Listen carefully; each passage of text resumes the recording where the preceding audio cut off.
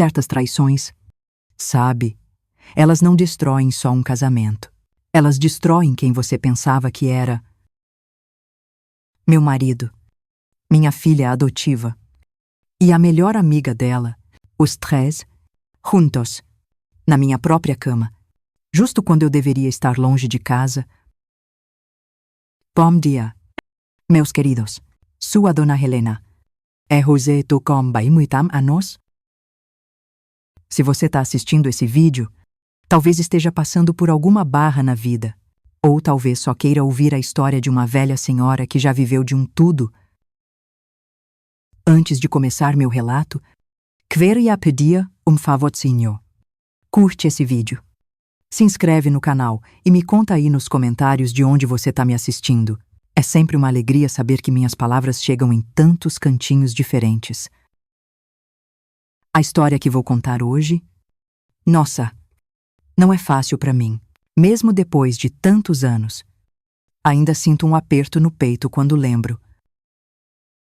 Mas dizem que compartilhar nossas dores ajuda a curar, não é mesmo? E se a minha experiência puder ajudar alguém que esteja passando por algo parecido, já vai ter valido a pena. Eu vivia numa cidadezinha pequena do interior de São Paulo, daquelas onde todo mundo conhece todo mundo, sabe? Onde a fofoca corre mais rápido que enchente. Meu marido, o Ricardo, era o dono da única farmácia da cidade.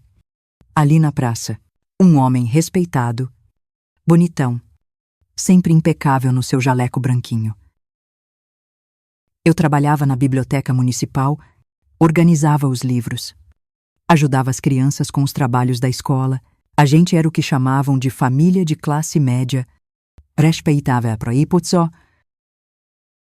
Nossa filha, a Beatriz. A Bia não era nossa filha de sangue, mas era do coração. A gente pegou ela com 6 aninhos.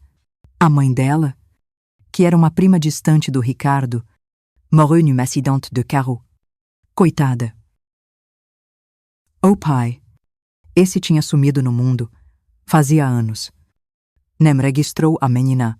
Lembro do dia que ela chegou em casa, com aqueles olhinhos assustados, agarrada numa boneca de pano toda surrada. O Ricardo se ajoelhou na frente dela e disse: "A partir de hoje, você é nossa filha, e nós vamos cuidar de você para sempre." A menina sorriu.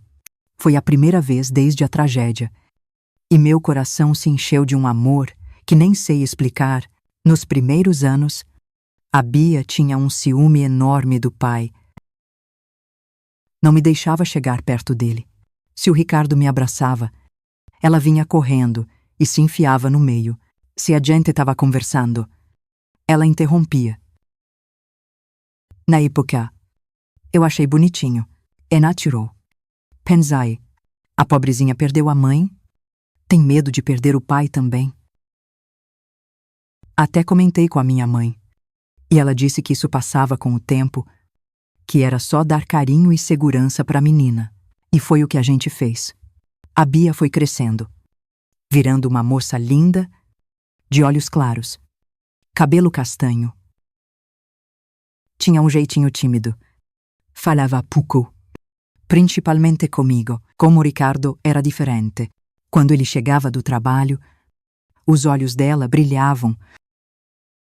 Mas, quando ela entrou na adolescência, eu notei uma mudança.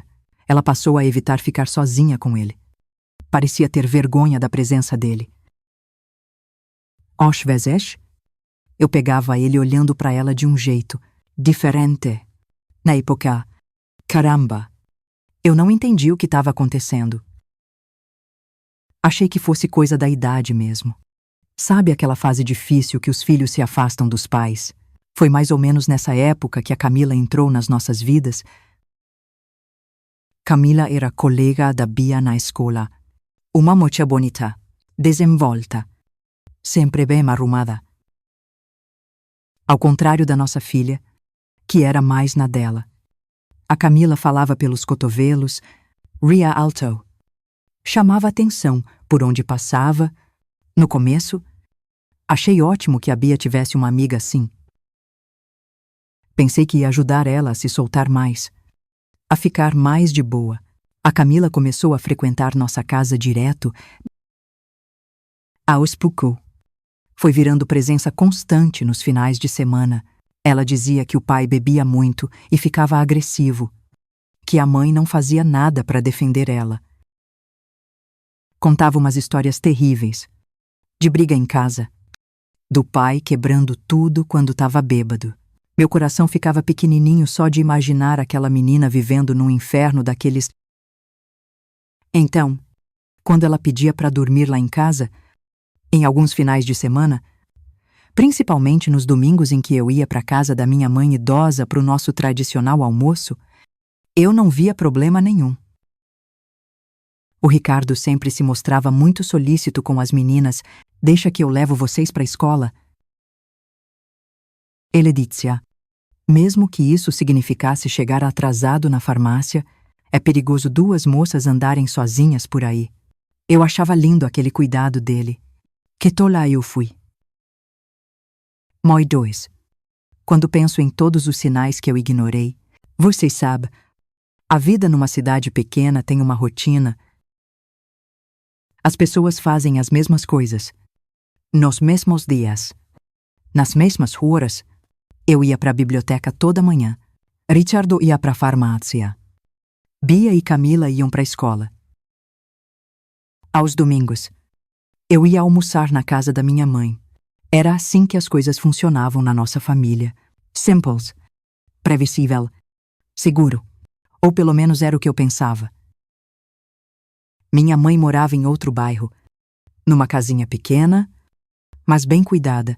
Ela era viúva há muitos anos. Vivia sozinha, mas era uma mulher forte. Sabe? Independente. O almoço de domingo era nossa tradição. Eu chegava depois da missa, lá pelo meio-dia. E geralmente, ficava até o cafezinho do fim da tarde.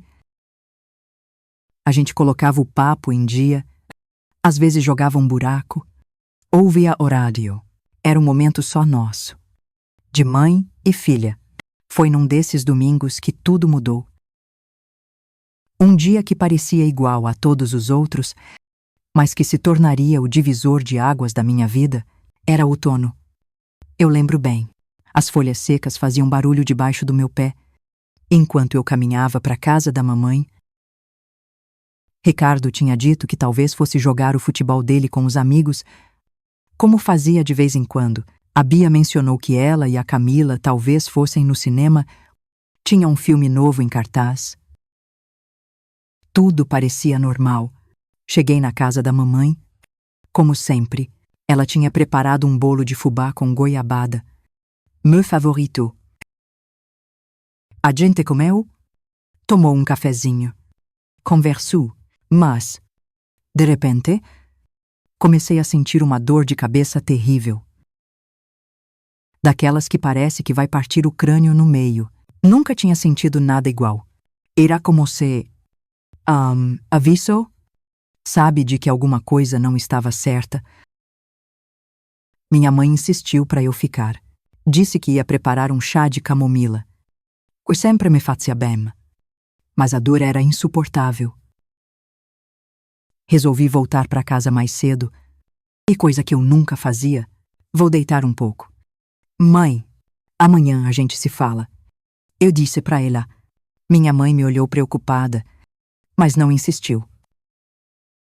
Enquanto eu andava pelas ruas tranquilas daquele domingo de outono, fui pensando que talvez a casa estivesse vazia, Ricardo com os amigos. As meninas no cinema.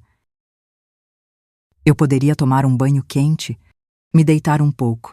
Quem sabe a dor de cabeça passasse. Quando cheguei perto de casa, notei que as janelas estavam fechadas, as cortinas também, mas tinha luz lá dentro. Achei estranho. Naquela hora do domingo, a casa geralmente estava vazia. Talvez alguém tivesse desistido dos planos e ficado em casa. Ao me aproximar mais, eu ouvi sons que uma mulher casada. Rick and His. Meu coração disparou. Meu primeiro pensamento foi que o Ricardo estava com outra mulher na nossa casa, na nossa cama. Fiquei paralisada por um instante, sem saber o que fazer. Eu podia entrar gritando, fazer um escândalo daqueles, mas alguma coisa me disse para ter calma. Em vez de ir pela porta da frente, eu dei a volta na casa até o nosso quarto. A janela estava encostada, mas a cortina não estava completamente fechada. Tinha uma frestinha. Me aproximei em silêncio e olhei. O que eu vi naquele momento? O que eu vi destruiu tudo o que eu acreditava sobre minha vida. Minha família, meu casamento. Na nossa cama estavam o Ricardo, a Bia e a Camila, os três juntos, numa cena que eu não consigo nem descrever direito, e o pior. A Bia estava com aquela câmera que tinha ganhado de 15 anos, fotografando o meu marido com a Camila em posições. Moi dois. Como dói lembrar disso. Fiquei ali, petrificada, olhando pela fresta da janela sem conseguir me mover. Parecia que o mundo inteiro tinha parado. Não sei quanto tempo fiquei ali. Segundos ou minutos, mas pareceu uma eternidade. Nenhum deles percebeu a minha presença. Estavam tão entretidos no que faziam. Quando finalmente consegui me afastar da janela, minhas pernas estavam bambas. Senti uma ânsia de vômito. A dor de cabeça piorou. Achei que ia desmaiar ali mesmo, mas algo dentro de mim, talvez orgulho, talvez instinto de sobrevivência, me fez andar. Saí andando sem rumo pelas ruas da cidade, tentando processar o que eu tinha acabado de ver. Minha mente era um turbilhão. Como isso pôde acontecer? Como eu não percebi antes? Quantas vezes isso já tinha acontecido? Desde quando? Será que começou quando a Bia ainda era menor de idade, meu Deus? E se começou quando ela era criança? A ideia me dava ainda mais enjoo. Pensei em todas as vezes que o Ricardo insistiu para levar as meninas na escola, em todas as vezes que a Camila dormiu lá em casa quando eu não estava, no jeito como a Bia mudou na adolescência. Caminhei por horas. Chorei até não ter mais lágrima. Sentei num banco da praça, longe do movimento, e fiquei olhando o céu escurecer. Eu precisava decidir o que fazer. Meu primeiro impulso foi ir embora, pegar o primeiro ônibus para qualquer lugar, começar uma vida nova, longe daquela sujeira toda. Mas algo dentro de mim se recusava a fugir. Por que eu deveria sair da minha casa? Por que eu deveria ser achutada para fora? Não, eu não ia embora. Elle sait que deveriam ser. Quando finalmente voltei para casa, já era noite. Consegui arrumar o rosto, disfarçar que tinha chorado. Entrei como se nada tivesse acontecido. Ricardo estava na sala, vendo televisão. As meninas estavam na mesa da cozinha, fazendo alguma lição da escola. Todos me olharam quando eu entrei. Helena, você voltou cedo, disse o Ricardo, parecendo genuinamente surpreso. Tava com dor de cabeça, respondi. Mantendo a voz firme, vou deitar um pouco. Fui para o quarto, aquele mesmo quarto onde horas antes. Nossa, eu não conseguia nem pensar nisso. Troquei os lençóis da cama imediatamente. Joguei os outros no cesto de roupa suja com nojo. Tomei um banho quente, tentando lavar a sujeira que eu sentia na alma, mas eu sabia que aquela mancha jamais sairia. Naquela noite, eu fingi que dormi. Ricardo se deitou do meu lado como se nada tivesse acontecido, como se não tivesse destruído nossa família horas antes. Elle a tenté me tocar, mas eu me esquivei, dizendo que ainda estava com dor de cabeça. Não preguei o olho um minuto sequer. Fiquei olhando para o teto, planejando o que eu faria a seguir. Eu sabia que precisava de provas. A minha palavra contra a deles não seria suficiente, não naquela cidade pequena. O Ricardo era o seu Ricardo. O farmacêutico respeitado, as pessoas iam duvidar de mim. Dizer que eu estava louca.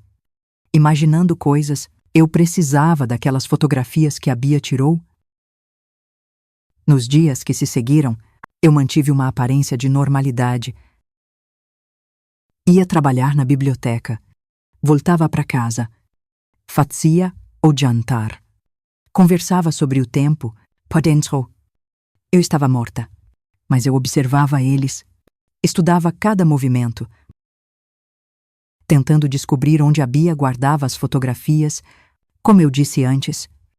Nos dias que se seguiram àquela descoberta terrível, eu vivi como uma atriz. Por fora, era a mesma Helena de sempre, a esposa dedicada, a mãe carinhosa, a bibliotecária prestativa. Por dentro, só tinha um vazio gelado. Era como se a Helena de verdade tivesse morrido naquela tarde de domingo, olhando pela janela do quarto. Uma semana se passou assim. Eu sorria quando precisava. Preparava o cafezinho toda manhã.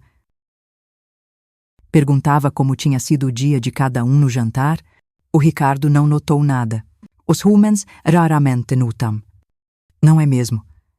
Ele continuava chegando da farmácia, pedindo o café dele, contando as fofocas da cidade.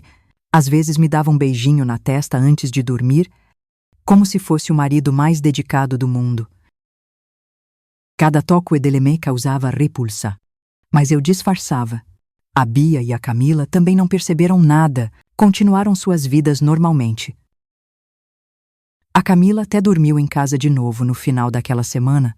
Meu pai tá bebendo muito de novo. Tia, ela disse, com aquela carinha de coitada que agora eu sabia que era pura mentira. Tive que sorrir e dizer: fica à vontade. Querida, nossa casa é sua casa. Cada palavra me custou caro.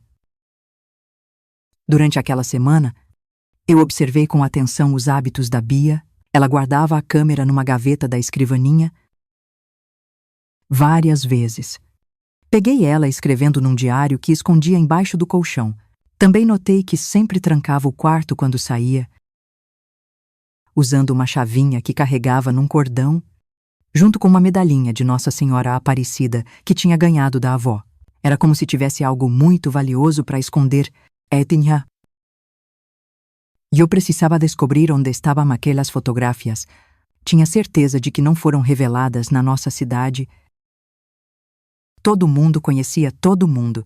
Se a filha do farmacêutico aparecesse com fotos daquele tipo, a notícia ia se espalhar em minutos. Provavelmente, ela revelou em Campinas, onde ninguém a conhecia. A oportunidade surgiu numa quinta-feira. A Bia mencionou no jantar que teria uma excursão da escola no dia seguinte. Iam visitar um museu em São Paulo, sairiam cedo e só voltariam à noite. O Ricardo comentou que teria uma reunião com representantes de um laboratório e também passaria o dia fora. Seria a minha chance. Naquela noite, mal consegui dormir. Pensando no que eu faria, parte de mim queria só pegar as malas e ir embora. Chamou-lhe para trás. Outra parte queria confrontar eles. Gritar. Expor toda aquela podridão. Mas uma terceira parte, uma parte que eu nem sabia que existia dentro de mim, queria a vingança. Uma vingança calculada, fria, que os marcasse para sempre, assim como eles me marcaram na manhã seguinte. Despedi-me de todos normalmente. Boa viagem. A filha, aproveite o museu. Boa sorte na reunião. Querido, sorrisos. Beijinhos na boquete. Acenos de despedida. Esperei 1 hora depois que todos saíram, para ter certeza de que ninguém voltaria por ter esquecido alguma coisa. Então, comecei minha busca. Primeiro, tentei abrir a porta do quarto da Bia. Trancada. Como eu esperava, lembrei que tínhamos uma cópia da chave, guardada na gaveta da cozinha, para emergências. Encontrei-a e abri a porta. O quarto estava arrumado. A cama feita. Na escrivaninha. Livros da escola empilhados. Organizadamente. Abri todas as gavetas. Uma por uma. Encontrei a câmera, como já sabia. Mas nenhuma fotografia. Procurei no guarda-roupa. Entre as roupas. Nas caixas de sapatos. Nada. Olhei embaixo do colchão e encontrei o diário, mas hesitei em ler. Aquilo parecia um limite que eu ainda não estava pronta para cruzar. Comecei a ficar frustrada. Onde estariam aquelas malditas fotografias? Sentei na cama, olhando ao redor, tentando pensar como uma adolescente que quer esconder algo proibido. Foi então que eu notei. O assoalho de madeira do quarto tinha uma tábua um pouquinho mais curta que as outras, quase imperceptível. Debaixo da cama. Abaixei-me para olhar melhor e percebi que a tábua estava solta. Com o coração disparado, eu puxei a tábua para cima. E ali estava. Um esconderijo perfeito. Dentro dele, uma caixinha de metal, daquelas de guardar bijuteria. Abri com as mãos trêmulas. Dentro havia várias fotografias e uma caderneta. Quando eu vi aquelas imagens, senti como se tivesse levado um soco no estômago. As fotos confirmavam tudo o que eu tinha visto pela janela naquele domingo. Muito me. Havia dezenas delas, tiradas em diferentes ocasiões. Algumas só do Ricardo com a Camila, outras dos três juntos. Outras ainda, que eu não consigo nem descrever. O pior era ver os rostos deles, sorridentes, como se aquilo fosse a coisa mais normal do mundo, como se não estivessem destruindo uma família, traindo a confiança de uma esposa e mãe. Com as mãos trêmulas, abri a caderneta. Era uma espécie de diário, mas diferente daquele que a Bia guardava embaixo do colchão. Este era especificamente sobre aquilo. Tinha datas, loquê, descrições, moidos. Aquilo estava acontecendo há mais de um ano. Sempre quando eu estava fora, principalmente nos domingos do almoço com a minha mãe. Às vezes, quando eu ia ao mercado ou visitava uma amiga doente, eles planejavam tudo. Esperavam o ser, e então senti uma ânsia subir pela garganta. Corri para o banheiro e vomitei tudo o que tinha no estômago. Depois, lavei o rosto com água fria, tentando recuperar o controle, e eu precisava pensar com clareza. Eu precisava de um plano. Voltei ao quarto da Bia, peguei todas as fotografias e a caderneta, coloquei tudo na minha bolsa. Coloquei a tábua de volta no lugar, arrumei a cama que eu tinha desarrumado na busca, tranquei a porta e devolvi a chave para a gaveta da cozinha. Não havia sinal de que eu estivera ali. Passei o resto do dia sentada na mesa da cozinha, olhando para aquelas provas da minha desgraça, tentando decidir o que fazer com elas. Eu poderia queimá-las, destruir a evidência daquela aberração, fingir que nunca tinha visto nada. Poderia mostrar ao Ricardo, confrontá-lo, exigir explicações. Poderia mostrar a uma amiga, pedir um conselho.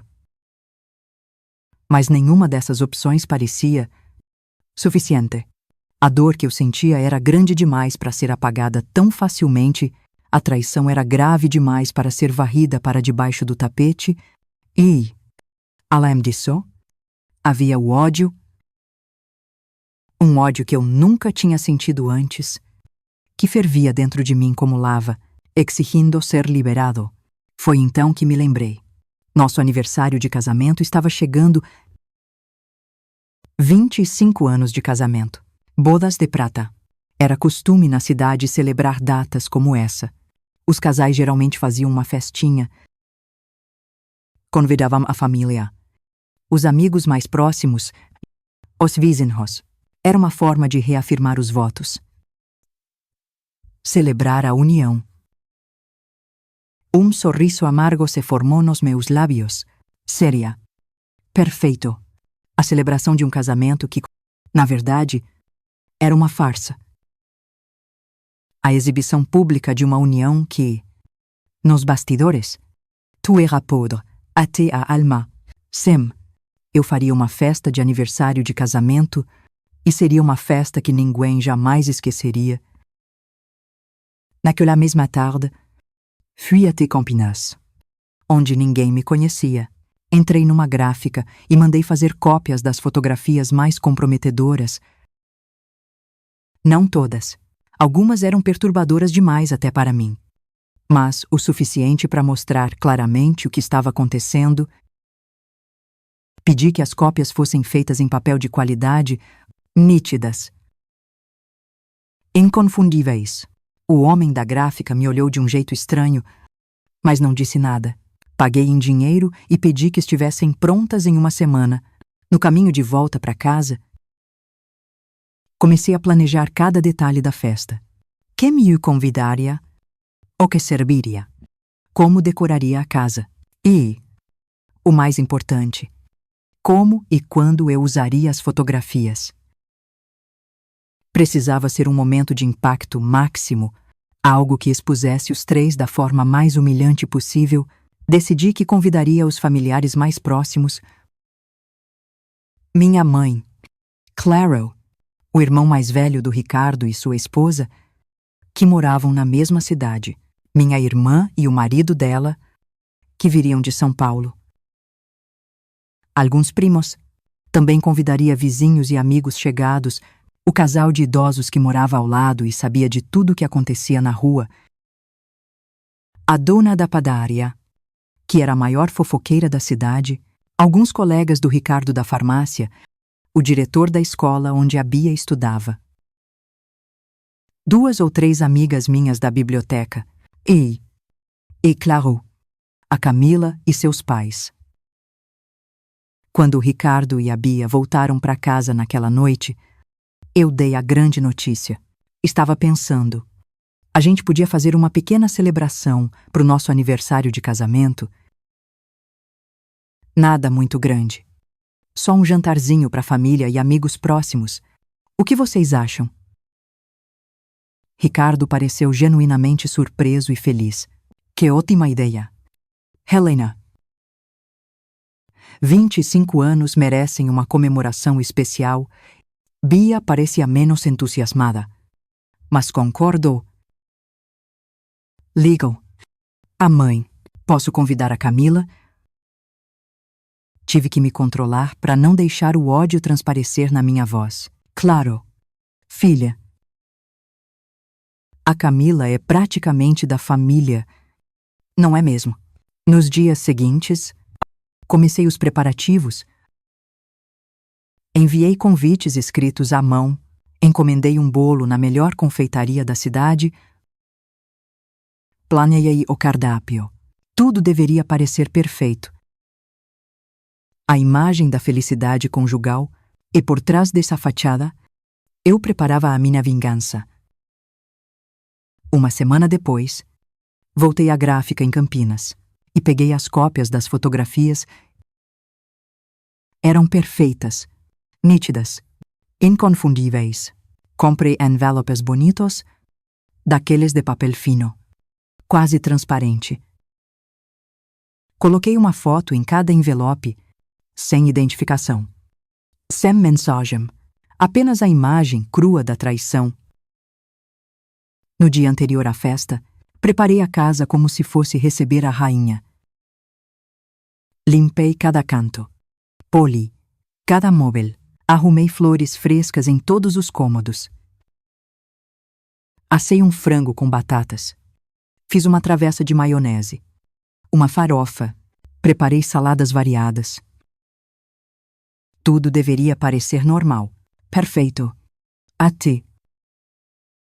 Na manhã do grande dia, acordei cedo. Ricardo ainda dormia profundamente ao meu lado. Roncando levemente, olhei para ele e senti uma mistura de ódio e pena. Este homem, com quem eu compartilhei metade da minha vida, com quem criei uma filha, era um estranho para mim agora. Um estranho que tinha me traído da pior forma possível. Essa noite, pensei, tudo vai mudar. Essa noite, a verdade virá à tona. E então, vamos ver quem vai sorrir no final. O dia da festa amanheceu ensolarado, como se o próprio céu estivesse zombando da tempestade que se formava dentro de mim. Levantei cedo, antes do Ricardo, e comecei os preparativos finais. Verifiquei o frango assado que tinha feito na véspera. Arrumei a mesa da sala com nossa melhor toalha, aquela de linho branco, bordada, que ganhei de presente de casamento da minha mãe. Coloquei as flores em jarras de cristal, organizei as cadeiras extras que pegamos emprestado dos vizinhos. Tudo deveria parecer perfeito. Os envelopes com as fotografias estavam guardados numa caixa de sapatos, no alto do meu armário, escondidos embaixo de um cobertor velho. Ninguém mexia ali. Aquela caixa era meu segredo. Minha arma. Minha salvação. Ricardo acordou por volta das 9. Entrou na cozinha esfregando os olhos e sorriu ao me ver preparando o café. Bom dia. Meu amorzinho. Precisa de ajuda com alguma coisa para hoje à noite? Como ele conseguia? Como ele conseguia olhar nos meus olhos? Sorrier. Agir como o marido perfeito, depois de tudo o que tinha feito. Engole o nojo e sorri de volta. Não se preocupe. Querido, está tudo sob controle. Mas você poderia buscar o bolo na confeitaria às 5. Se não for incômodo. Claro. Sem problema. Respondeu, pegando uma xícara de café. 25 anos. Hein, quem diria que a gente ia chegar até aqui? Ele parecia genuinamente nostálgico, como se nosso casamento fosse algo a ser celebrado. Não a farsa que eu agora sabia que era. E, quem diria? Murmurai, virando-me para o fogão, para que ele não visse a amargura no meu rosto. A Bia apareceu pouco depois, ainda de pijama. Mãe, posso usar aquele meu vestido azul novo hoje à noite? Aquela voz doce? Aquela carinha de menina inocente? Olhei para ela. E por um instante vi a criança de 6 anos que chegou na nossa casa. Assustada, segurando uma boneca surrada. Onde estava aquela menina agora? O que tinha acontecido com ela? Um nó se formou na minha garganta, mas consegui responder com naturalidade. Claro, filha, vai ficar linda nele. O dia passou num borrão de atividades. Terminei as saladas, arrumei a sobremesa na geladeira. Varri a varanda uma última vez. À medida que a tarde avançava, meu coração batia cada vez mais forte. Não tinha mais volta agora. O plano estava em movimento. Ricardo saiu para buscar o bolo, como combinado. Bia se trancou no quarto para se arrumar, provavelmente falando com a Camila no telefone.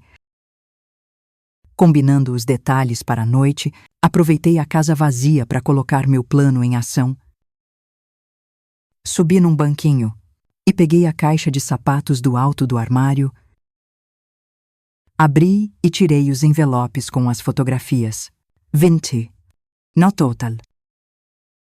Um para cada convidado-chave, não para todos. Algumas pessoas seriam poupadas, como minha mãe, mas o suficiente para garantir que a notícia se espalhasse pela cidade inteira em questão de horas. Escondi os envelopes na gaveta da cristaleira da sala de jantar, onde a gente guardava os talheres de prata, que só usávamos em ocasiões especiais. Seriam a sobremesa especial da noite. Os convidados começaram a chegar por volta das 7 da noite. Primeiro minha mãe, sempre pontual. trazendo um embrulhinho nas mãos. Provavelmente alguma lembrancinha para o nosso aniversário, depois os vizinhos, o casal de idosos, que sabia tudo sobre todos na rua. Logo a casa estava cheia. O irmão do Ricardo e a esposa, minha irmã e o marido, alguns colegas do Ricardo da farmácia, minhas amigas da biblioteca, o diretor da escola da Bia. Camila chegou com os pais. Um casal de aparência simples e um tanto desconfortável no meio daquela pequena celebração. O pai dela não parecia nem de longe o alcoólatra violento que a filha descrevia. Era um homem calado, de olhos tristes, que segurava o chapéu nas mãos, como se não soubesse bem o que fazer com ele. A mãe era uma mulher magra, de sorriso nervoso, que agradeceu umas 1000 vezes pelo convite. É muita gentileza sua nos incluir numa celebração tão íntima, Dona Helena. Eu sorri em resposta, pensando no quão íntima aquela celebração realmente era. Sem que eles soubessem, a noite começou tranquilamente. Serve salgadinhos na sala. As pessoas conversavam em grupinhos. Uma música suave tocava no rádio. Ricardo estava radiante. Circulava entre os convidados com uma taça de vinho na mão, recebendo os parabéns pelo aniversário de casamento.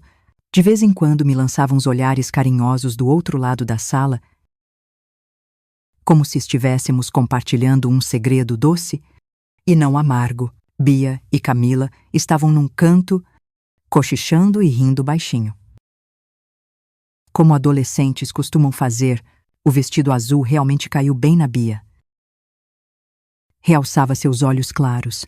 A Camila usava algo vermelho, chamativo demais para a ocasião, mas que combinava com a personalidade extravagante dela. Vê-las juntas, tão à vontade, sabendo o que eu sabia, fazia meu estômago revirar. Quando todos já estavam presentes, convidei-os a se sentar à mesa para o jantar. Eu tinha organizado os lugares estrategicamente. Ricardo numa cabeceira, eu na outra ponta, Bia e Camila juntas, de um lado, e os convidados-chave, aqueles que receberíamos envelopes, distribuídos de forma uniforme pela mesa.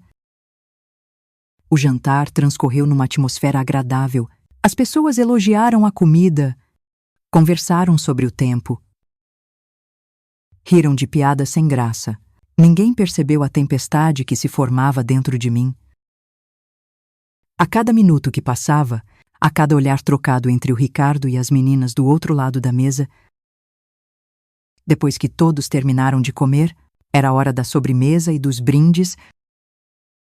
O momento que eu tanto esperava. Levantei-me e pedi a atenção de todos. Quero agradecer a presença de cada um de vocês nesta noite tão especial para nossa família. 25 anos de casamento não é pouca coisa, não é mesmo? Houve murmúrios de concordância e alguns aplausos. O Ricardo e eu construímos uma vida juntos. Criamos uma filha. Enfrentamos alegrias e tristezas. E, agora, eu quero propor um brinde. Levantei minha taça e todos me imitaram.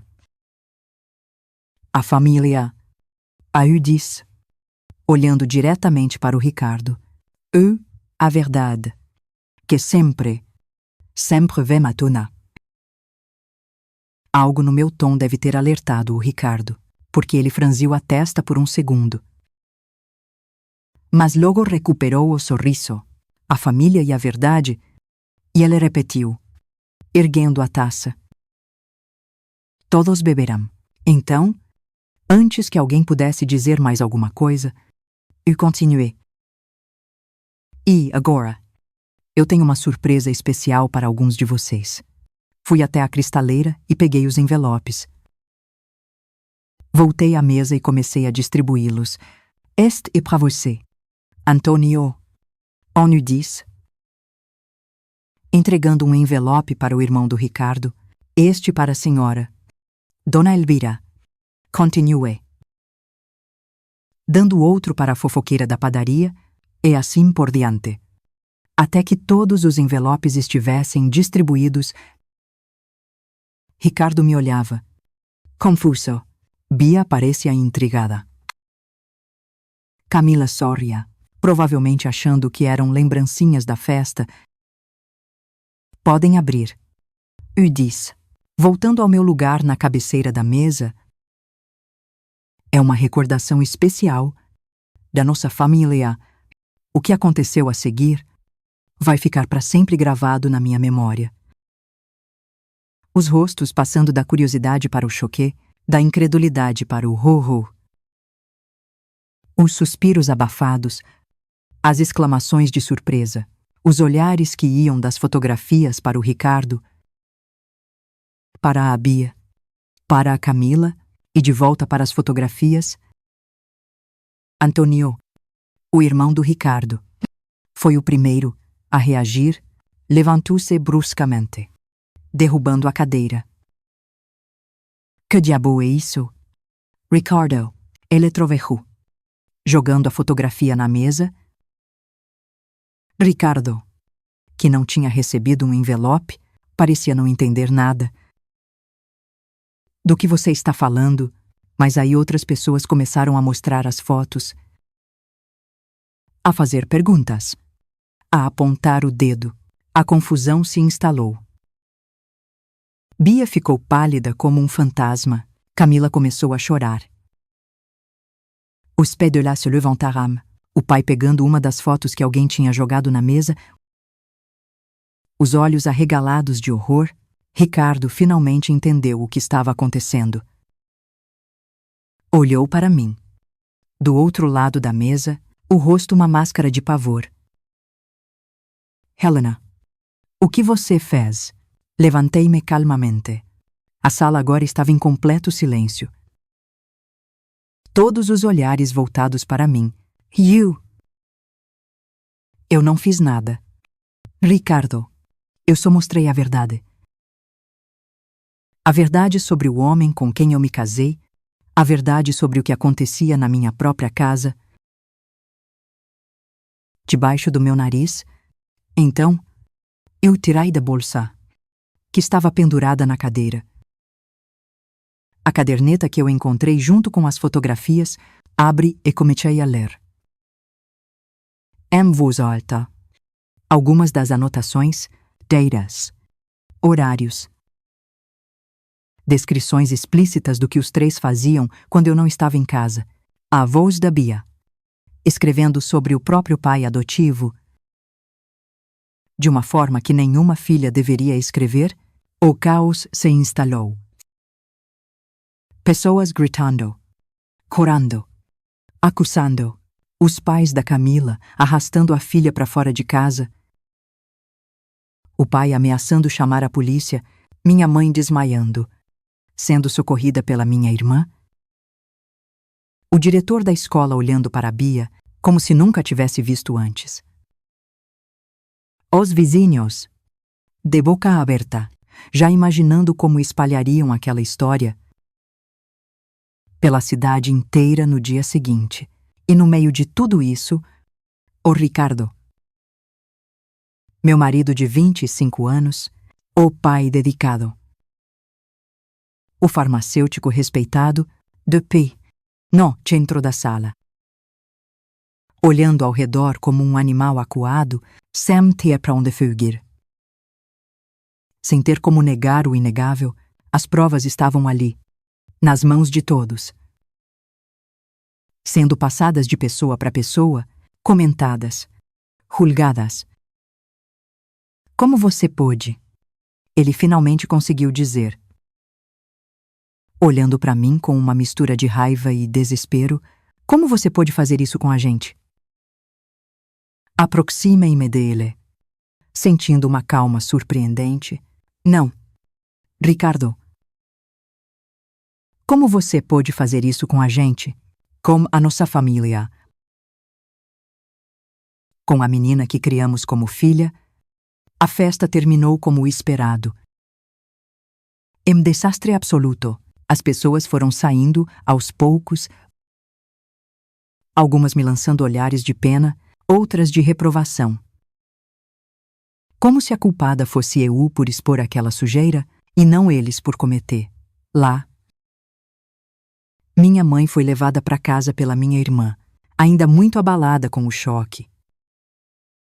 Os pais da Camila partiram jurando que a filha nunca mais pisaria na nossa casa e que tomariam providências legais, embora não tenha ficado claro contra quem. Quando todos se foram, restamos apenas nós três, na sala desarrumada. Eu, Ricardo e a Bia. O silêncio era pesado, quase palpável. Bia chorava baixinho num canto do sofá, encolhida como a menininha assustada que um dia a gente acolheu. Ricardo estava sentado à mesa, a cabeça entre as mãos, derrotado. Quero vocês dois fora desta casa. Até amanhã. Eu disse, surpreendendo a mim mesma com a firmeza na minha voz. Esta casa era dos meus pais. Veio para mim de herança. Vocês não são mais bem-vindos aqui. Helena, por favor. Ricardo tentou argumentar. Vos embora. A gente pode conversar sobre isso. Podemos buscar ajuda. Terapia. Não há nada para conversar. Cortai. Sentindo o ódio borbulhar de novo, acabou. Ricardo. O que vocês fizeram não tem perdão, não tem volta. Quero o divórcio e quero vocês longe da minha vista. Ele pareceu murchar diante das minhas palavras. Bia soluçou mais alto. Mãe, eu sinto muito. Eu não sabia o que estava fazendo. Olhei para ela, sentindo uma dor profunda no peito, em algum lugar, debaixo de toda aquela raiva e decepção. Ainda existia amor por aquela menina que eu criei, mas estava enterrado fundo demais para ser alcançado agora. Tarde demais para arrependimentos? Beatriz, vocês tiveram tempo suficiente para pensar no que estavam fazendo? Agora, vão arrumar suas coisas. Quero vocês fora daqui até o amanhecer. E assim foi, naquela mesma noite. Ricardo e Bia arrumaram algumas malas e saíram de casa. Ele foi para a casa do irmão, que o recebeu a contragosto. Ela foi para a casa de uma tia distante, em outra cidade. Eu fiquei sozinha na casa Várzea. Sentada na poltrona da sala, olhando para os restos da festa.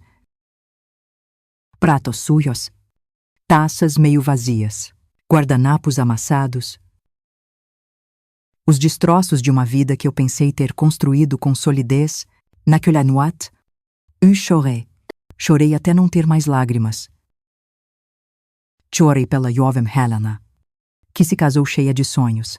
Chorei pela mãe, que acreditou estar criando uma filha com amor e valores. Chorei pela mulher de meia-idade, que descobriu que tudo era uma mentira, mas quando o sol nasceu, eu enxuguei as lágrimas e prometi a mim mesma que aquele seria o começo de uma nova vida. Uma vida sem o Ricardo, sem a Bia, sem as mentiras que tinham envenenado nossa família. A notícia, como era de se esperar, se espalhou pela cidade como fogo em palha seca. Em questão de dias, todo mundo sabia. Os olhares me seguiam quando eu ia à padaria. Os cochichos paravam quando eu entrava na biblioteca. Ricardo perdeu clientes na farmácia. Quem ia confiar seus remédios a um homem daqueles, AIDS? Com o tempo, teve que vender a farmácia e se mudar para longe. Bia nunca mais voltou para terminar a escola ali. Camila e os pais também se mudaram pouco depois. Incapazes de enfrentar a vergonha,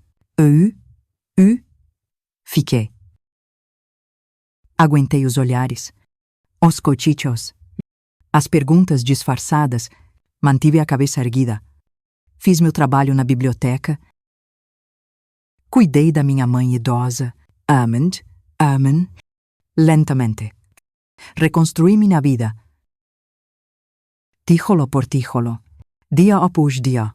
Meus queridos, no próximo vídeo, vou contar como foi essa reconstrução. Como encontrei forças para seguir em frente e o que aconteceu com cada um dos envolvidos nos anos que se seguiram. Incluindo a surpreendente carta que recebi da Bia, muitos anos depois, tentando explicar o inexplicável. Os dias que se seguiram à festa foram nebulosos. Eu acordava desorientada na cama vazia. Por um instante, esquecendo o que tinha acontecido, para logo em seguida ser atingida pela lembrança, como um soco no estômago, a casa, antes cheia de vozes e movimento, agora parecia imensa e silenciosa demais. Os objetos deixados para trás por Ricardo e Bia, uma escova de cabelo esquecida, um par de chinelos debaixo da cama, um livro marcado na página 83. Eram fantasmas que me assombravam a cada canto. Nas primeiras semanas, mal conseguia sair de casa. A vergonha era paralisante. Numa cidade pequena, todos sabiam o que tinha acontecido. A história, como era de se esperar, tinha sido distorcida nas bocas do povo, amplificada com detalhes sórdidos, transformada num espetáculo para o entretenimento dos vizinhos. Fui transformada de vítima em vilã por alguns, a esposa amarga que expôs a própria família por vingança, que não teve a dignidade de sofrer em silêncio, como tantas outras antes de mim. Minha mãe foi meu porto seguro naqueles primeiros dias, mesmo abalada com o choque. Ela amava o Ricardo como filho que nunca teve e adorava a Bia como neta. Ela veio ficar comigo, cuidou de mim quando eu não conseguia cuidar de mim mesma. Helena, ela dizia, enquanto me servia uma xícara de chá na cama. A dor vai passar. Não hoje, não amanhã. Mas um dia você vai acordar. E o primeiro pensamento não vai ser sobre eles. Ela estava certa. E claro, mães geralmente estão. Mas o caminho até lá foi longo e tortuoso. A primeira vez que saí de casa depois do incidente foi para ir ao banco. Precisava entender minha situação financeira.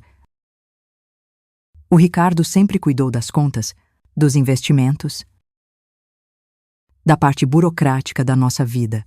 Eu trabalhava na biblioteca. Tinha meu próprio salário, mas era ele quem administrava tudo. Descobri, para meu horror, que nossa conta conjunta tinha sido praticamente esvaziada no dia seguinte à festa. Ele sacou quase todo o dinheiro, deixando apenas o suficiente para algumas semanas de despesas básicas. Sentada diante do gerente do banco, um homem jovem que evitava meu olhar, provavelmente já sabendo da história toda, senti uma raiva diferente nascendo dentro de mim. Não era a raiva explosiva da traição, mas algo mais frio, mais calculado. Ricardo tinha me traído não apenas na cama, mas também financeiramente. Tentava me deixar desamparada, talvez esperando que eu implorasse para ele voltar, que perdoasse o deslize. Que tipo de conta posso abrir só no meu nome? Perguntei ao gerente, erguendo o queixo. E quais são as opções para uma mulher divorciada se manter financeiramente independente? O rapaz pareceu surpreso com a minha determinação. Naquela época, não era comum mulheres da minha idade buscarem independência financeira, especialmente em cidades pequenas, mas algo tinha mudado em mim. A Helena submissa, que aceitava seu papel de esposa e mãe sem questionar. Tinha morrido naquela noite de aniversário. Em seu lugar, nascia uma mulher que não confiaria seu destino a mais ninguém. Abri uma conta individual, transferi meu salário para ela e comecei a estudar sobre finanças pessoais. Peguei livros emprestados da biblioteca onde trabalhava, li revistas de economia. Anotei dicas em cadernos. Cada novo conhecimento era uma pequena vitória contra o sistema, que tentava me manter dependente. O processo de divórcio foi outro campo de batalha. Ricardo, inicialmente, tentou se reconciliar. Apareceu na porta de casa uma noite, 2 semanas após a festa, visivelmente abatido, implorando para conversarmos. Foi um erro. Helena, terrível erro. Podemos superar isso. Buscar ajuda. Recomeçar. Fechei a porta na cara dele. Não havia volta. Alguns erros são irreparáveis. Algumas feridas nunca cicatrizam completamente. Quando percebeu que não haveria reconciliação, Ricardo mudou de tática, contratou um advogado agressivo. Tentou reivindicar parte da casa, que era herança dos meus pais. Questionou minha capacidade mental após o escândalo público que eu causei. Foi uma batalha legal longa e desgastante. Felizmente, encontrei uma advogada competente na cidade vizinha. Uma mulher de meia-idade que tinha passado por uma situação parecida e entendia perfeitamente o que estava em jogo. Eles sempre tentam nos fazer parecer loucas quando a gente se rebela. Ela me disse na nossa primeira consulta: não deixe que isso te abale. Você tem todo o direito de lutar pelo que é seu. Eu lutei. Durante meses, juntei documentos. Compareci a audiências. Enfrentei olhares de reprovação no fórum. No final, eu venci. A casa ficou comigo, assim como meus bens pessoais.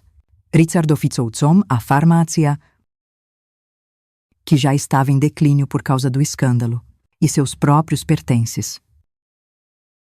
O divórcio foi finalizado 8 meses depois daquela noite fatídica, mas ganhar a batalha legal foi só o começo da minha reconstrução. Eu tinha a casa, tinha meu emprego na biblioteca, mas havia um vazio imenso dentro de mim. As perguntas me atormentavam nas noites sem sono. Como eu não percebi antes?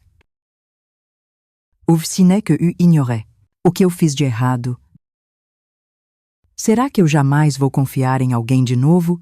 Foi nesse período que comecei a escrever.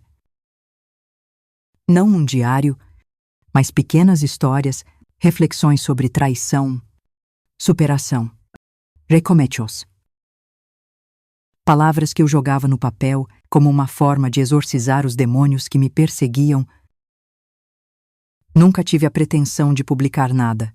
Era apenas terapia.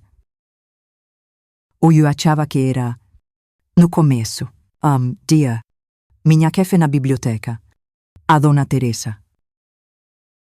Me pegou escrevendo durante o intervalo. Ela pediu para ler. Eu recitei, mas acabei deixando. Seus olhos se encheram de lágrimas conforme ela avançava nas páginas. Helena, ela disse ao terminar, isso precisa ser compartilhado. Vai ajudar tantas mulheres que passam pelo que você passou. Foi assim que, quase sem querer, me tornei colunista do pequeno jornal local, uma coluna semanal, sob o pseudônimo de Fênix, onde eu compartilhava minhas reflexões sobre recomeços. Nunca mencionei minha história pessoal explicitamente, mas quem me conhecia podia ler nas entrelinhas. Para minha surpresa, a coluna se tornou um sucesso. Recebia cartas de leitoras, e até de alguns leitores, agradecendo pelas palavras de conforto, pedindo conselhos, compartilhando suas próprias histórias de superação. A escrita se tornou meu refúgio, minha forma de dar sentido ao caos que tinha se tornado minha vida. E, aos poucos, outras oportunidades surgiram. A Jornal Maior, de São Paulo me ofereceu espaço para uma coluna mensal. Uma pequena editora mostrou interesse em compilar meus textos em um livro. Comecei a dar palestras em grupos de apoio para mulheres em situação de vulnerabilidade. Não deixei meu trabalho na biblioteca. Amava aquele lugar, os livros, o silêncio reconfortante, o cheiro de papel e conhecimento, mas agora eu tinha uma renda extra, um novo propósito.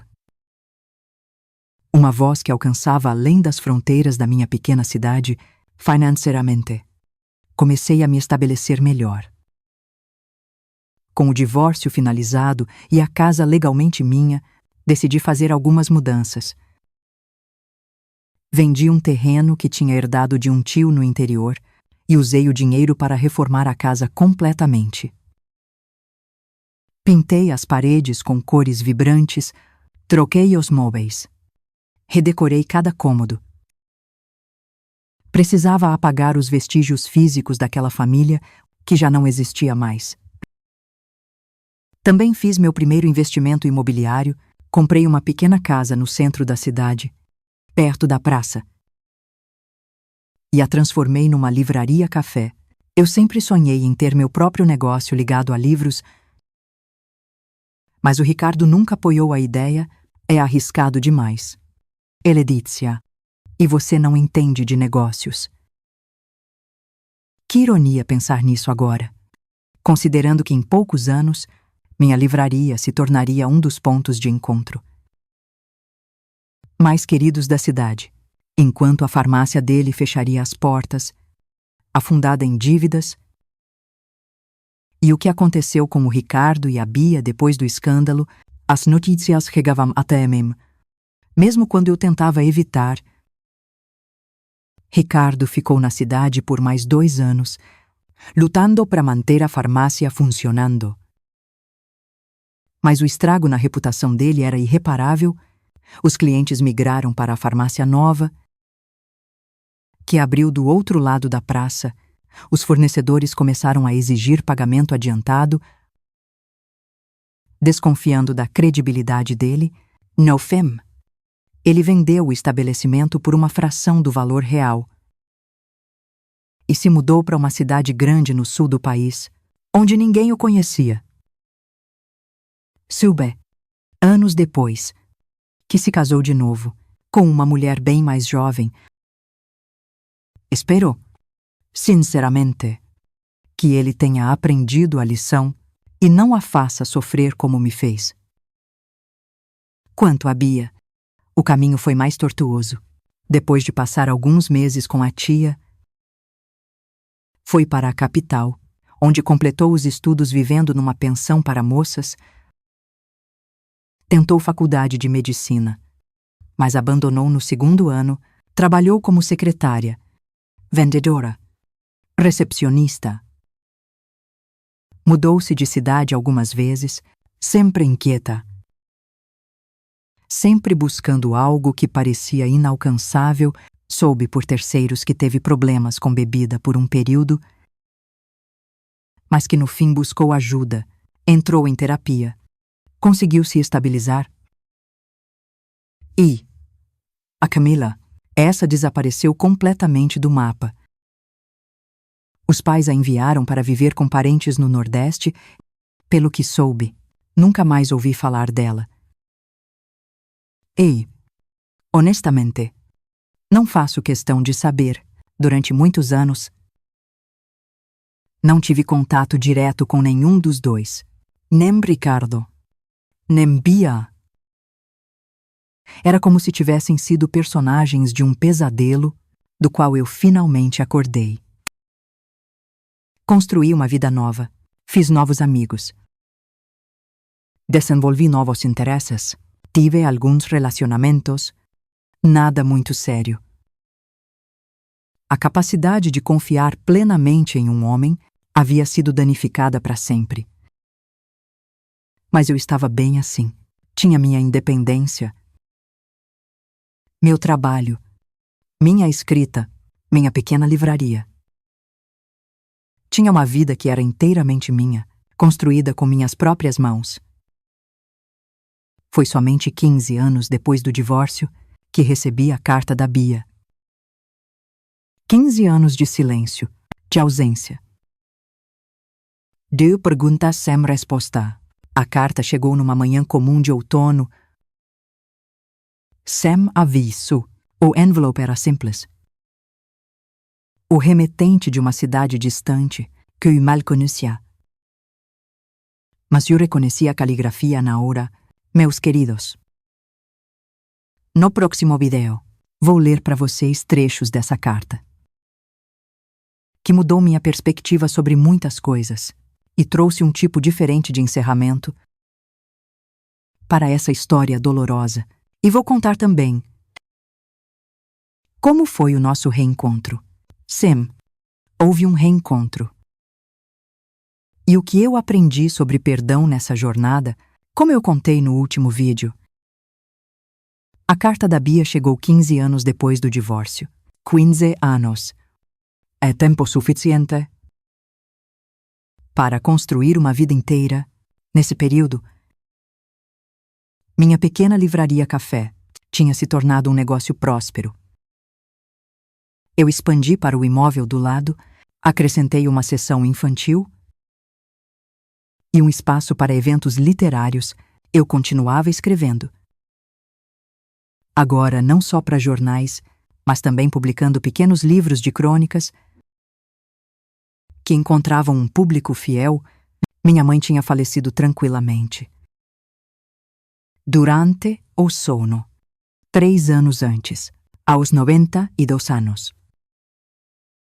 Sua partida deixou um vazio imenso, mas também uma sensação de paz. Por saber que ela teve uma vida longa, under 5 e, em grande parte, feliz. A casa que compartilhamos nos seus últimos anos agora parecia silenciosa demais. Então eu me mudei para um apartamento menor, em cima da livraria. A antiga casa da família foi alugada para um jovem casal com filhos pequenos. Ouvir de novo o som de crianças, correndo por aqueles cômodos, me trazia um estranho consolo. Eu estava num bom lugar na vida.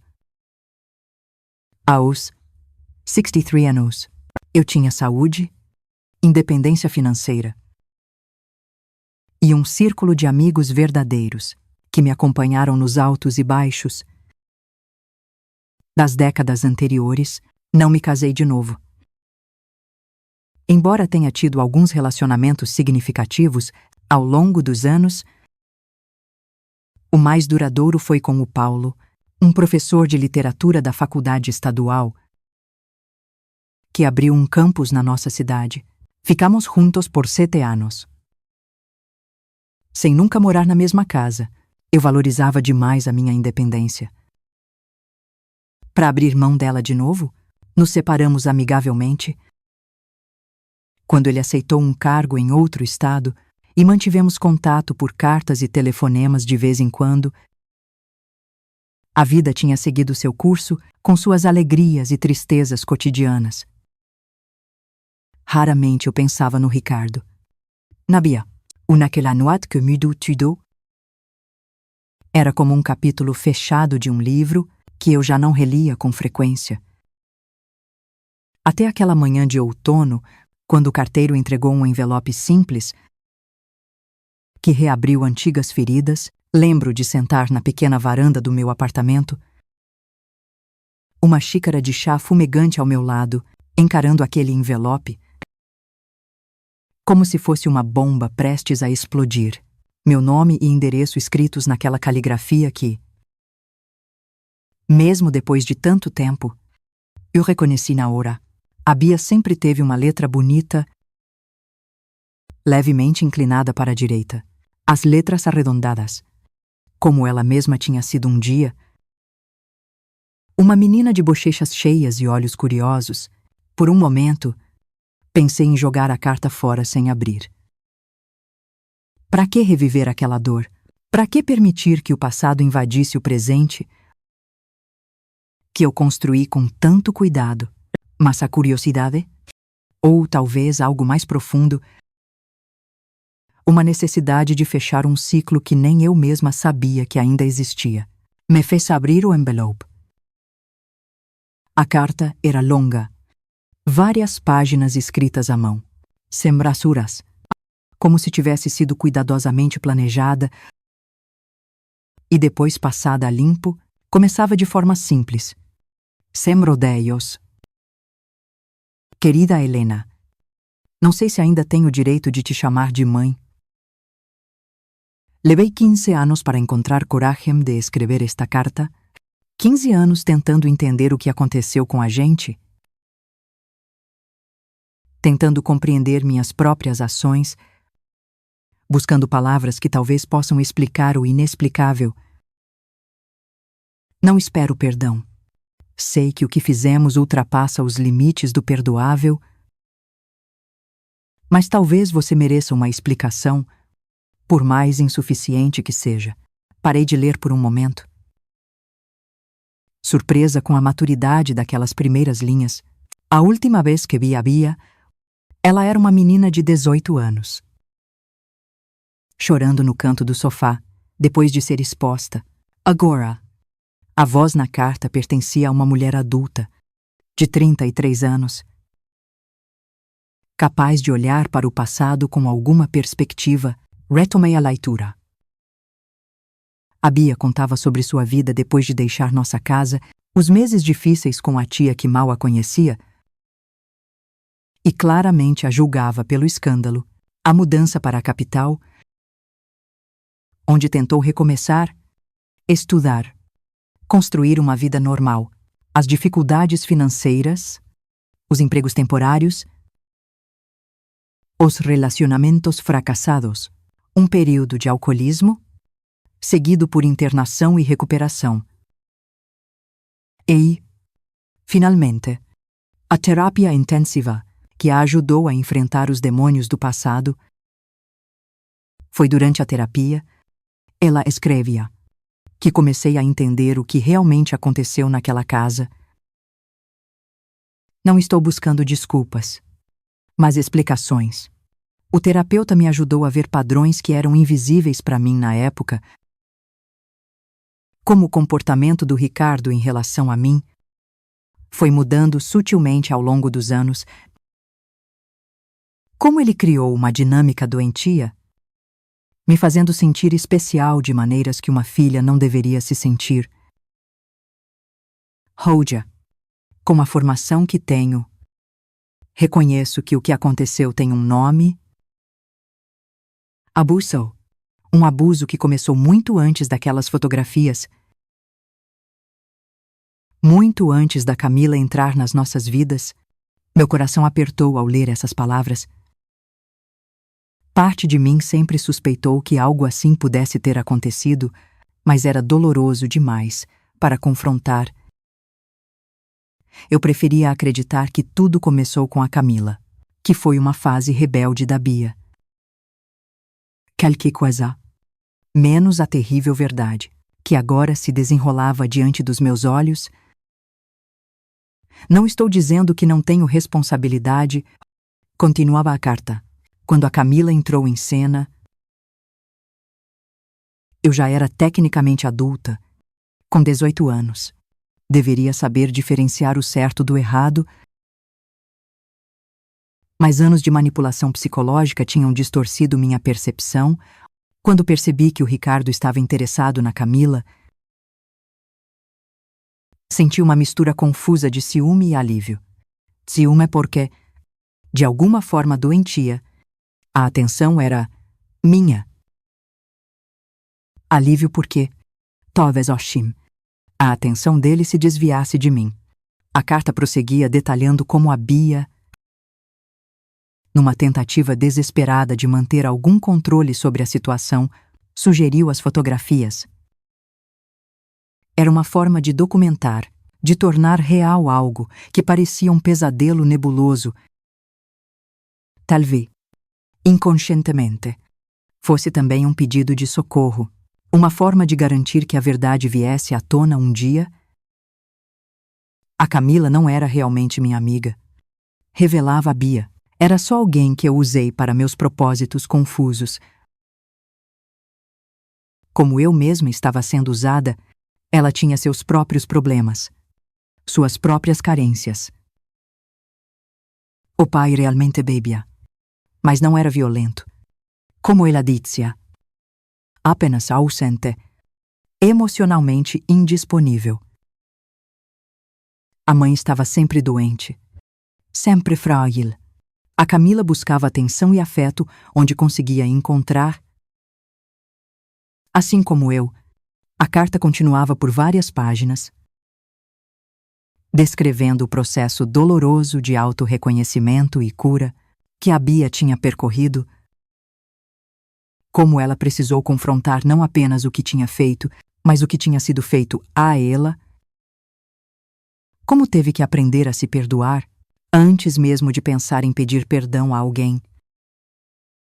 Na última página, havia uma revelação que me pegou completamente de surpresa. Sou terapeuta agora, especializada em trauma e abuso. Trabalho principalmente com adolescentes e jovens adultos que passaram por experiências parecidas com as minhas. Tento usar minha própria história para ajudá-los a encontrar um caminho para a cura. É um trabalho difícil, muitas vezes doloroso, mas profundamente gratificante. Cada jovem que consigo ajudar é uma pequena redenção para mim mesma. A carta terminava com um pedido simples: não espero que me perdoe. Helena, nem sei se quero colocar esse peso sobre seus ombros. O perdão deve ser uma escolha livre, não uma obrigação. Só queria que soubesse que aquela menina confusa e perturbada eventualmente encontrou seu caminho.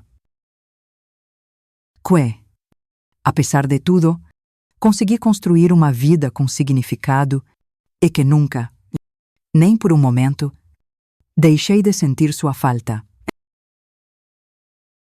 E de me perguntar como teria sido se as coisas tivessem sido diferentes.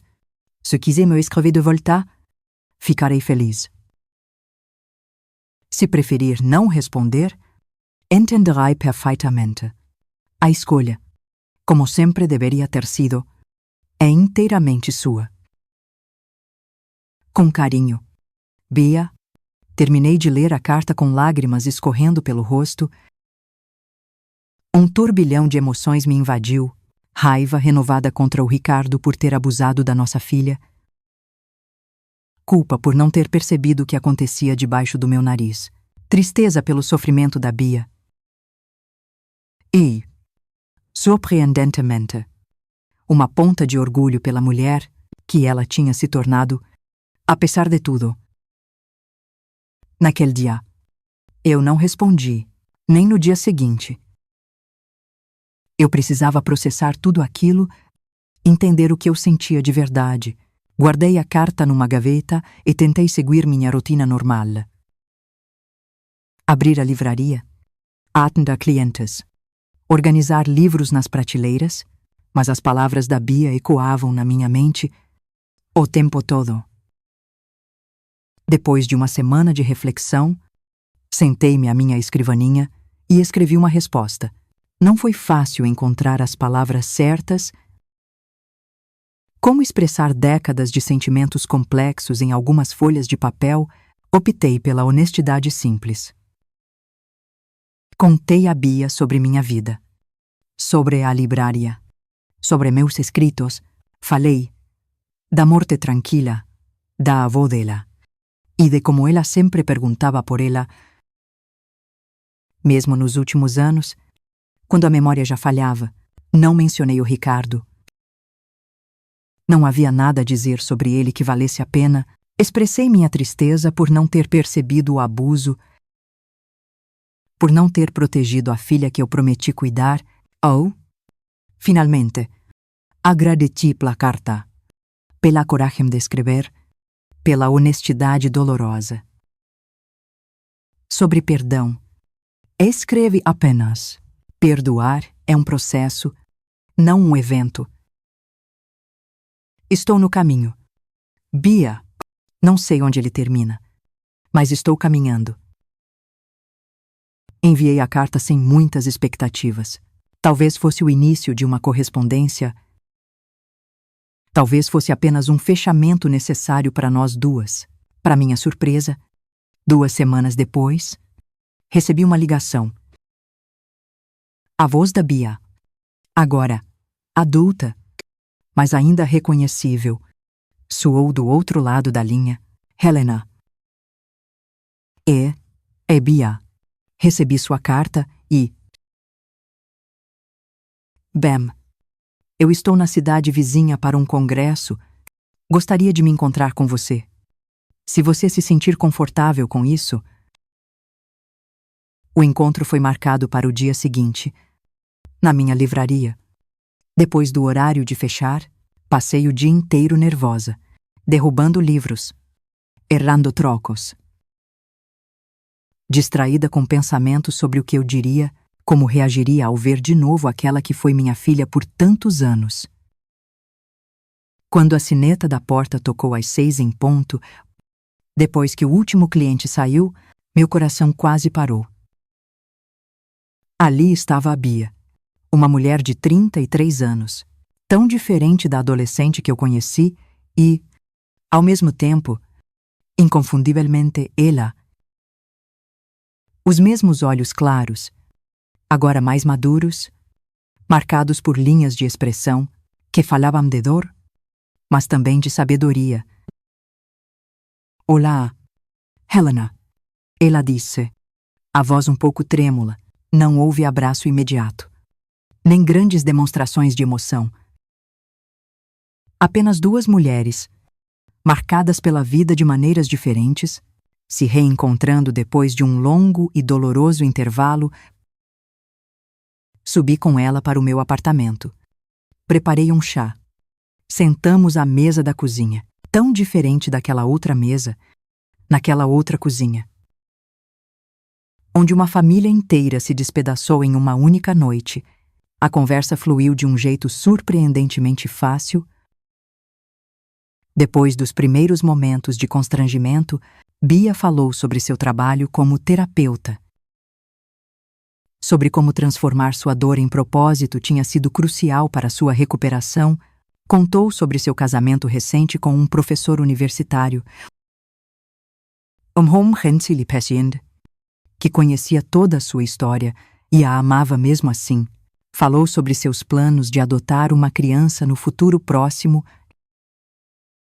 querendo oferecer a um pequeno ser o lar estável e amoroso que ela mesma tinha perdido. Eu falei sobre a livraria, sobre meus escritos, sobre as pequenas alegrias da minha vida cotidiana. Mostrei fotos da minha mãe em seus últimos anos, dos sobrinhos netos que eu raramente via, mas com quem mantinha correspondência.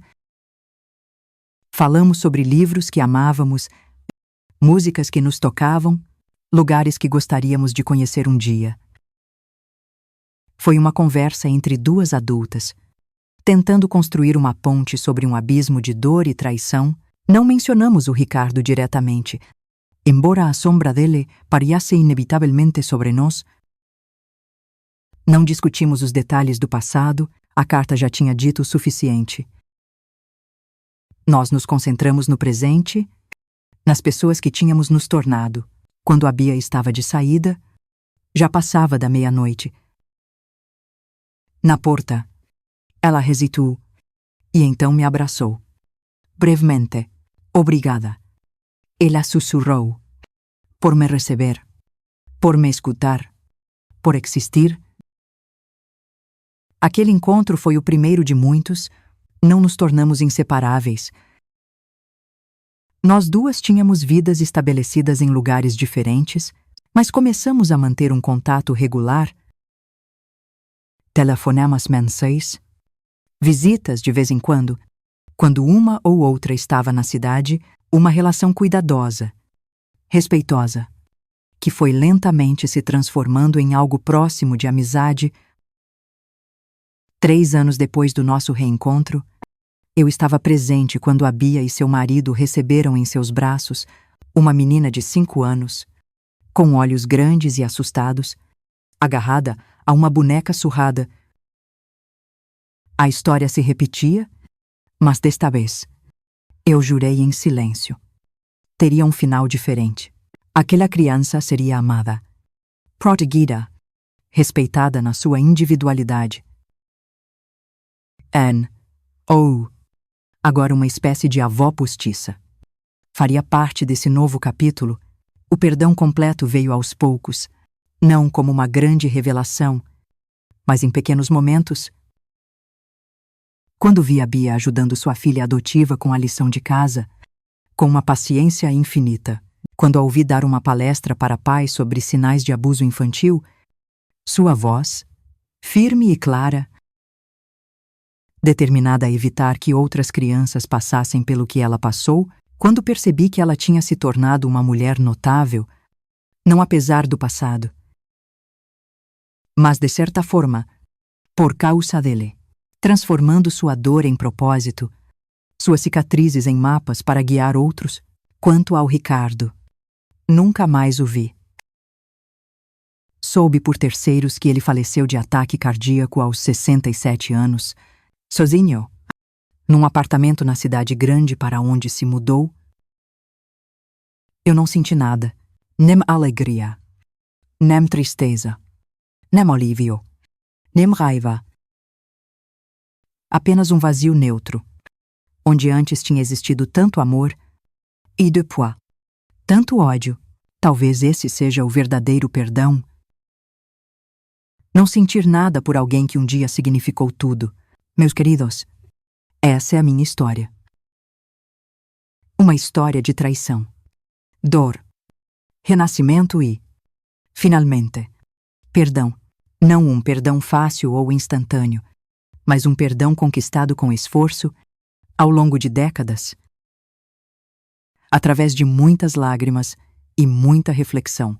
Se há uma lição que aprendi nessa longa jornada, é que o perdão não é um presente que damos aos outros. É um presente que damos a nós mesmos, é se libertar do peso do ódio, da amargura, do desejo de vingança. Não significa esquecer, nem justificar o injustificável. Significa simplesmente escolher não carregar mais aquela dor, não permitir que ela defina quem somos. Roger, aos 78 anos, olho para trás e vejo uma vida plena, com suas alegrias e tristezas, vitórias e derrotas. A traição que um dia eu pensei que me destruiria acabou me fortalecendo de maneiras que eu nunca imaginei possíveis. Me forçou a descobrir forças internas que eu não sabia que possuía, a construir uma vida inteiramente minha, a ajudar outras mulheres através das minhas palavras e do meu exemplo. Obrigada por me acompanharem nessa jornada, por ouvirem minha história com tanto carinho e respeito. Espero que, de alguma forma, ela possa trazer conforto ou inspiração para quem está enfrentando seus próprios desafios. Lembrem-se, não importa quão escura seja a noite, o amanhecer sempre chega. Às vezes, a luz mais bela surge justamente depois das tempestades mais violentas. Se vocês gostaram da minha história, por favor, curtam esse vídeo, se inscrevam no canal e compartilhem com alguém que possa precisar ouvir essas palavras. Cada inscrição me incentiva a continuar compartilhando minhas experiências com vocês e não se esqueçam de deixar seus comentários. Adoro saber o que vocês pensam e como minha história tocou suas vidas. Fiquem comme deux, meus queridos. Até o próximo vídeo.